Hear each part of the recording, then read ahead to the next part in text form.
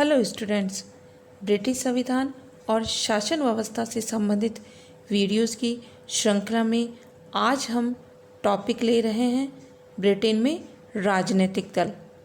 आज हम ब्रिटेन में राजनीतिक दलों का महत्व और ब्रिटिश दलीय व्यवस्था की क्या क्या विशेषताएं हैं पर जानकारी साझा कर रहे हैं। अप्रत्यक्ष लोकतंत्र या प्रतिनिधात्मक लोकतंत्र के सफल संचालन हेतु राजनीतिक दलों का अस्तित्व अनिवार्य है। साधारणतया एक देश के विधान या कानून के अंतर्गत राजनीतिक दलों का उल्लेख नहीं होता, किंतु व्यवहार में राजनीतिक दलों का अस्तित्व भी उतना ही आवश्यक और उपयोगी होता है जितना कि विधान या कानून। प्रजातंत्रीय शासन के अंतर्गत केवल शासक दल का ही नहीं वरन विरोधी दल का भी महत्व होता है। विश्व के सभी देशों में राजनीतिक दलों का महत्व है, किंतु ब्रिटिश संविधान और शासन व्यवस्था में राजनीतिक दलों का महत्व विशेष रूप से देखा जा सकता है। आधुनिक समय में ब्रिटिश संविधान का विकास जिन दिशाओं में हो रहा है वह राजनीतिक दलों का ही परिणाम है। ब्रिटिश संविधान के लेखक जेनिंग्स ने तो इस संबंध में यहाँ तक कह दिया है कि ब्रिटिश शासन राजनीतिक दलों से ही प्रारंभ होता है और राजनीतिक दल में ही समाप्त होता है। दल प्रणाली ब्रिटिश राजनीतिक जीवन की आधारशिला है। ब्रिटिश लोकतंत्र वास्तव में देश की दलीय प्रणाली की क्रियान्विति ही है। ब्रिटिश दलीय प्रणाली की अपनी विशेषताएं इस प्रकार हैं। ब्रिटिश दलीय प्रणाली की सबसे प्रमुख विशेषता यह है कि देश में दो लगभग समान रूप से शक्तिशाली एवं सुसंगठित राजनीतिक दल हैं और वे देश की राजनीति पर छाए रहते हैं। विधित दो से अधिक राजनीतिक दलों का गठन भी किया जा सकता है और व्यवहार में भी दो से अधिक राजनीतिक दल हैं। ब्रिटेन की राजनीति में दो प्रमुख दल अनुदार दल और मजदूर दल हैं।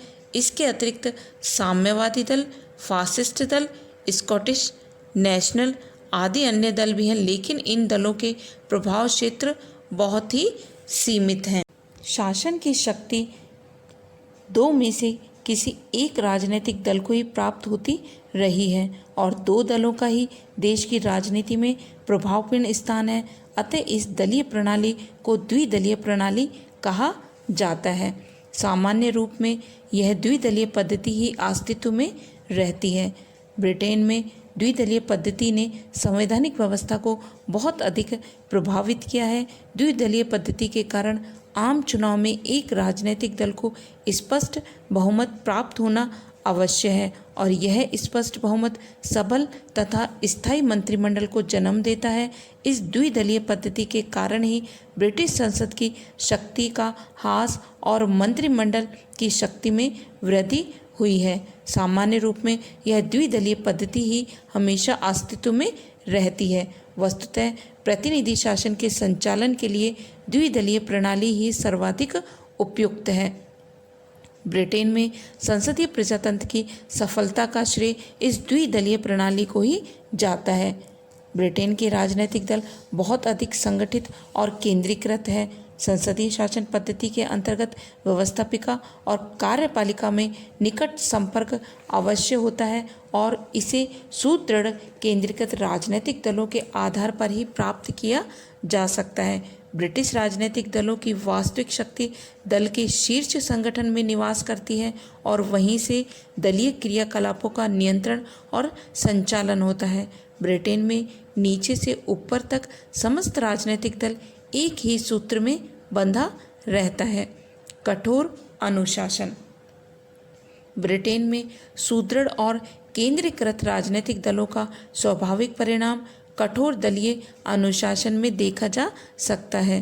ब्रिटेन में सफलता का भविष्य लोक सदन के प्रांगण में निश्चित होता है और इसी कारण ब्रिटिश लोक सदन में दलीय सचेतकों की व्यवस्था की गई है, जो दलीय नेता के साथ संपर्क रखते हुए सदस्यों को निर्देश देते रहते हैं। सदस्यों के लिए निर्देशों का पालन करना आवश्यक है। न केवल अमेरिका वरन अन्य देशों के राजनीतिक दलों की तुलना में भी ब्रिटिश राजनीतिक दल निश्चित रूप से अधिक अनुशासित है। नेता की सर्वोच्च स्थिति।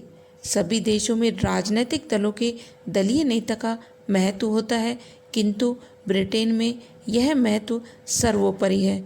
19वीं सदी के उत्तरार्ध में दो प्रभावशाली व्यक्तियों ग्लैडस्टोन और डिसरेली के बीच प्रतिद्वंद्विता प्रारंभ होने के समय से ब्रिटिश जनता दलीय कार्यक्रमों को नहीं वरन दलीय नेता को अपना मत प्रदान करती है।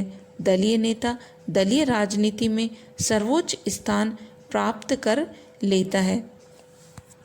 राजनीतिक दलों की वर्गीय प्रकृति का लगभग अंत और उनका सामंजस्यकारी स्वरूप, अर्थात अनुदार दल सदैव ही समाज के उच्च वर्ग और मध्यम वर्ग से जुड़ा एक परंपरावादी राजनीतिक दल रहा है, और मजदूर दल का उदय इस सदी के प्रारंभ में मजदूर वर्ग और समाज के निम्न वर्ग से जुड़े समाजवादी विचारधारा के राजनीतिक दल के रूप में हुआ था।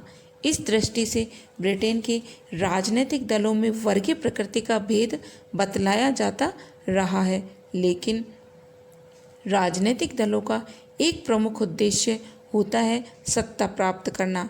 अतः कालांतर में ब्रिटेन में राजनीतिक दलों ने अनुभव किया कि उन्हें अपनी वर्गीय प्रकृति से आगे बढ़कर सभी वर्गों का समर्थन प्राप्त करने की नीति अपनाई जानी चाहिए।